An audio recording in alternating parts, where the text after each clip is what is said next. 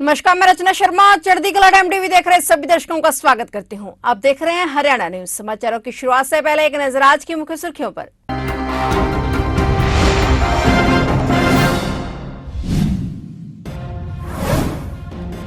चंडीगढ़ में आयोजित 2 दिवसीय कुलपति सम्मेलन की शुरुआत। मुख्यमंत्री मनोहर लाल ने की कई मुद्दों पर चर्चा। दिग्विजय बोले, आमजन की समस्याओं को जानकर उनका हल करना जेजेपी का मकसद। पंचकुला में जेजेपी प्रधान महासचिव दिग्विजय चौटाला ने सुनी जन समस्याएं। आम आदमी पार्टी ने कहा, नगर निकाय चुनाव के लिए पूरी तरह से तैयार। 29 मई को आप पार्टी हरियाणा में करेगी विशाल रैली।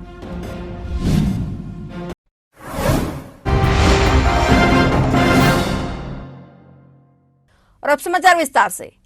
चंडीगढ़ में आयोजित 2 दिवसीय कुलपति सम्मेलन की शुरुआत आज मुख्यमंत्री मनोहर लाल ने की। 2 दिवसीय सम्मेलन में शिक्षा नीति, स्वरोजगार और प्रबंधन के विषयों सहित अन्य मुद्दों पर चर्चा की गई। और सम्मेलन के उद्घाटन स्तर में उच्च शिक्षा परिषद के अध्यक्ष बीके कुठियाला, तकनीकी शिक्षा के प्रिंसिपल सेक्रेटरी आनंद मोहन शरण, मुख्यमंत्री के अति प्रधान सचिव डॉक्टर अमित कुमार अग्रवाल सहित शिक्षा विभाग के प्रतिनिधि और तमाम कुलपति मौजूद रहे। पत्रकारों से बातचीत करते हुए उच्च शिक्षा परिषद के अध्यक्ष बीके कुठियाला ने बताया कि सभी उच्च शिक्षा और तकनीकी शिक्षा के अंतर्गत आने वाले विश्वविद्यालयों के कुलपतियों का यह सम्मेलन बुलाया गया है। उन्होंने बताया कि राष्ट्रीय शिक्षा नीति को जांचना, स्वरोजगार की योजनाओं की प्रगति पर बात करना, उच्च शिक्षा सहित मानव मूल्यों और वैल्यू एजुकेशन के समावेश पर चर्चा की जाएगी। इस सम्मेलन में कुलपतियों के 5 सेशन होंगे, जो अपने अनुभवों को एक दूसरे के साथ साझा कर अपने विश्वविद्यालय में क्रियान्वित करेंगे। उन्होंने बताया कि कल राज्यपाल और कुलाधिपति की उपस्थिति में सम्मेलन का समापन होगा।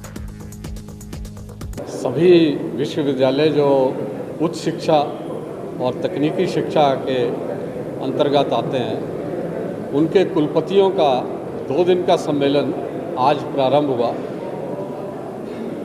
जिसका उद्घाटन माननीय मुख्यमंत्री मनोहर लाल जी खट्टर ने किया। ये सम्मेलन में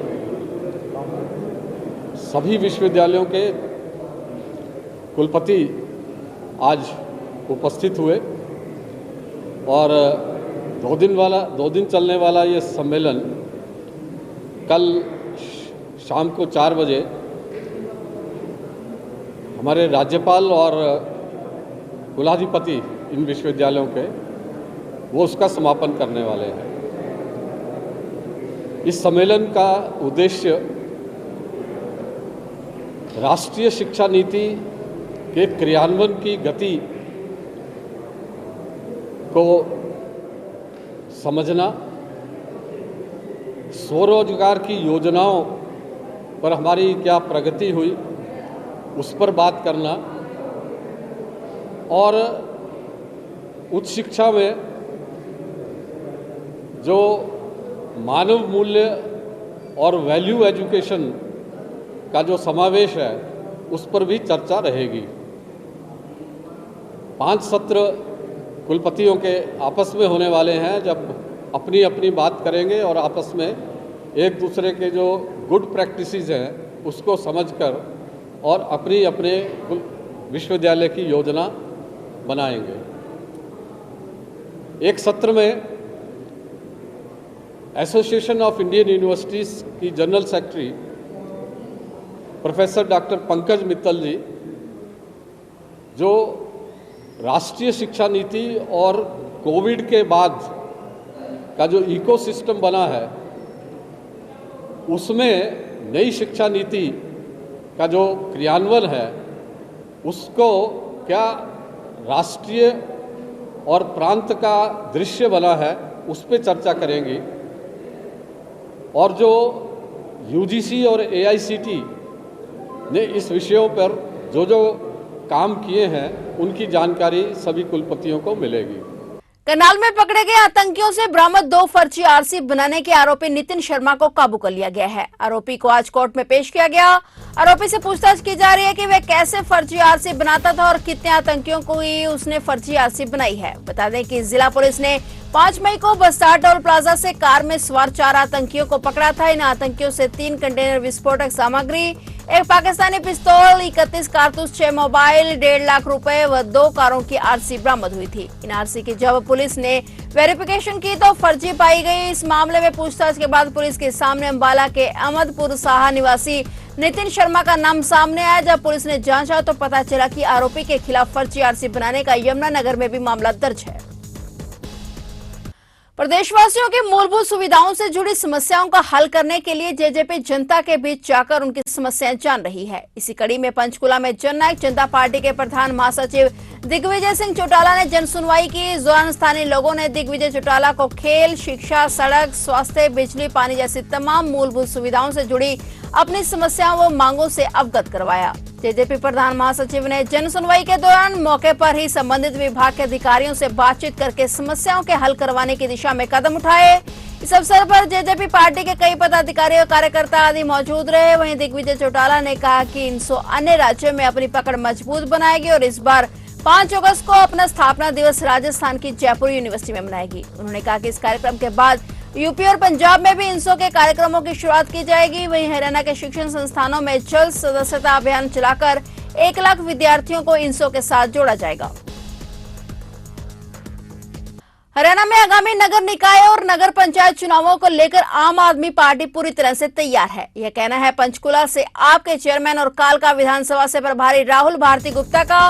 उन्होंने कहा कि विधानसभा चुनावों से पहले होने वाले इन चुनावों के लिए पार्टी बस अदालत के फैसले का इंतजार कर रही है और हर चुनाव में आम आदमी पार्टी पूरी मजबूती के साथ उतरेगी और बहुमत से जीत दर्ज कराएगी। उन्होंने बताया कि हरियाणा में पार्टी की गुड गवर्नेंस के मॉडल और अरविंद केजरीवाल के संदेश को प्रदेश की जनता तक पहुंचाने के लिए हरियाणा में 29 मई को विशाल रैली की जा रही है, जिसके तहत बड़े स्तर पर तैयारियां की जा रही हैं। राहुल भारती इस रैली को कोऑर्डिनेट भी कर रहे हैं और उनका कहना है कि 29 तारीख की रैली प्रदेश में बेंचमार्क सिद्ध होगी। उन्होंने कांग्रेस और भाजपा पर निशाना साधते हुए यह भी कहा कि प्रदेश से कांग्रेस तो पूरी तरह से बिखर चुकी है, जबकि भाजपा को उसका घमंड ही ले डूबेगा।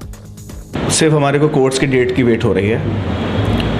आम आदमी पार्टी हरियाणा में पूरे तरीके से तैयार है, चाहे वो नगर निकाय चुनाव आ जाए, चाहे वो ग्राम पंचायत चुनाव आ जाए। हर चुनाव के अंदर मजबूती के साथ आम आदमी पार्टी अपनी जगह बनाएगी और जितनी सीटों पर लड़ेगी उसमें बहुत अच्छे बहुमत से जीतेगी भी। इस तारीख की जो रैली है वो एक बेंचमार्क बनने वाली है पूरे हरियाणा के अंदर। 29 तारीख की रैली का सिर्फ एक ही पर्पज़ है, हमारा संदेश पूरे हरियाणा के लिए क्या होने वाला है और वो अरविंद जी के माध्यम से हम पूरे हरियाणा को देंगे। आम आदमी पार्टी जिसको कुछ समय पहले तक बीजेपी, अभी मैं कल आपके अंबाला के जो के लोकसभा के एमपी हैं जो कटारिया जी, मैं कल कटारिया जी का बयान सुन रहा था तो उन्होंने कहा हमने बहुत केजरीवाल देखे हैं और बहुत पार्टियां देखी हैं, आती हैं जाती हैं। अगर आम आदमी पार्टी ऐसी पार्टी होती कि आने जाने वाली, तो जितनी मजबूती से हम स्थापित हुए हैं, इतनी मजबूती से और जितनी तेज़ी से स्थापित हुए हैं, कोई पार्टी इतनी तेज़ी से आज तक स्थापित नहीं हुई है। और इस चीज़ का जो घमंड है ना, ये बीजेपी को लेकर डूबेगा। कांग्रेस ना एक विशालकाय पहाड़ था, भारत की पहली राजनीतिक पार्टी थी। वो जो पहाड़ जो इतना बड़ा बना था और जिस तरीके से वो बिखर गया है, लोगों के पास दोबारा पहुंचने का हिम्मत, जज्बा चाहिए होता है, वो जज्बा अब कांग्रेस के अंदर नहीं रहा। कलायत की धर्मनगरी में आज फिर से अलसुबह बदमाशों ने एक अनाज मंडी के समीप अपने खौफ की दादागिरी दिखाते हुए पेट्रोल पंप पर लूट की वारदात को अंजाम दिया। 3 नकाबपोशों ने पिस्तौल, कुल्हाड़ा और गंडासी के बल पर सेल्समैन से 20,000 की नकदी छीन ली। ये सारी वारदात सीसीटीवी में कैद हो गई। वहीं वारदात की सूचना मिलते ही थाना प्रभारी बलदेव सिंह सहित पुलिस की विभिन्न टीमें मौके पर पहुंची और मामले में तफ्तीश शुरू कर दी है। जानकारी के मुताबिक शनिवार तड़के अनाज मंडी स्थित परमजीत विर्क के सिटी पंप पर ये वारदात हुई। बता दें कि इससे पहले 3 मई को शेखर रेडीमेड शोरूम पर भी 3 नकाबपोशों ने ताबड़तोड़ फायरिंग की थी, जिसके चलते अब धर्मनगरी में लोग डर के साए में जी रहे हैं। राज्य के बाल विकास मंत्री कमलेश ठांडा के 4 दिन के अल्टीमेटम की भी अवधि खत्म होने के बावजूद अपराधी पुलिस की गिरफ्त से बाहर हैं। पुलिस अपना काम पूरा कर रही है। हमने साइड में 3 नाके राउंड की लोग लगा रखे हैं, हमारी पेट्रोलिंग भी राउंड की ऊपर है। तो 5 मिनट पहले ही मेरा राइडर यहाँ से गया है, देखा भी है, चेक हुआ है। उसको 5 मिनट बाद दूसरी SHO मोबाइल भी आती है, लेकिन उनकी हुई है। जैसा कि आप सबको वीडियो देख रहा है, आपको वीडियो देख रहा है, 3 बंदे हैं और जिसका एक आदमी की गाड़ी है और एक अपने वेपन है। वारदात हुई है, इसमें हम अपना काम कर रहे हैं, हमने टीमें बना दी हैं, सेम वारदात सेम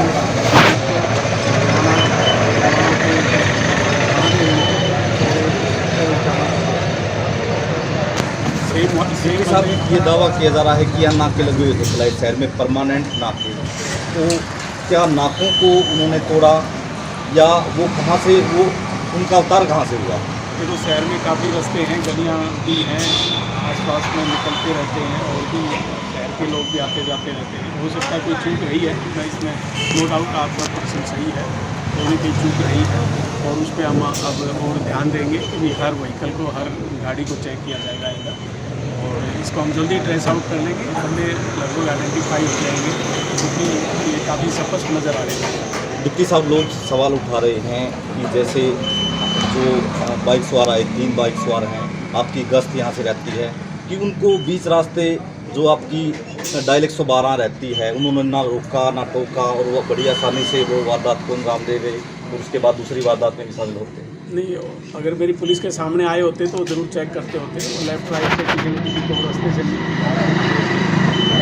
पुलिस का आमना सामना इनका नहीं हो पाया है। आमना सामना होता तो डेढ़ सौ वो चेक होते और उनसे पूछताछ भी होती और हम लोग भी होते। तो व्यापारियों में भय का माहौल है सर, उनको क्या तो उसके लिए तो हम जो कर सकते हैं, फोर्स का डिप्लॉयमेंट कर रखा है, नाके लगा रखे हैं और SHO मोबाइल, मेरी मोबाइल और दूसरी हमारी डायल 112 की 2 मोबाइल राउंड दी क्लॉक शहर के अंदर पेट्रोलिंग कर रही हैं। तो हम तो ये आश्वस्त कर सकते हैं और कर भी रहे हैं कि भी हम आपके साथ हैं, सुरक्षा का हम पूरा बंदोबस्त किया हुआ है और करते रहेंगे। करनाल में ऑनलाइन वर्क फ्रॉम होम का झांसा देकर महिला से 3,47,000 ठगी करने का मामला सामने आया है। पुलिस ने महिला की शिकायत पर 2 लोगों को गिरफ्तार किया है। पुलिस के मुताबिक ये लोग फर्जी ऑनलाइन खाता खोलकर लोगों से पैसे लेते थे। ये लोग एक्सिस बैंक के कर्मचारी बनकर कॉल करते थे और लोगों को ठग लेते थे। ये ऑनलाइन क्लास लेने की फ्रॉड, अभी पीछे कर भाई, ऑनलाइन क्लास लेने पे फ्रॉड किया है जी कि भाई ऑनलाइन क्लास लोगे आप कि 15 दिन के अंदर आपकी पेमेंट आ जाएगी जी। तो उन्होंने कुछ 300 के अंदर और उनको मैसेज कर दिया कि मैंने ये फॉर्म भर दिए कि मेरी पेमेंट कर दो। तो पेमेंट लेने के एवज में उसमें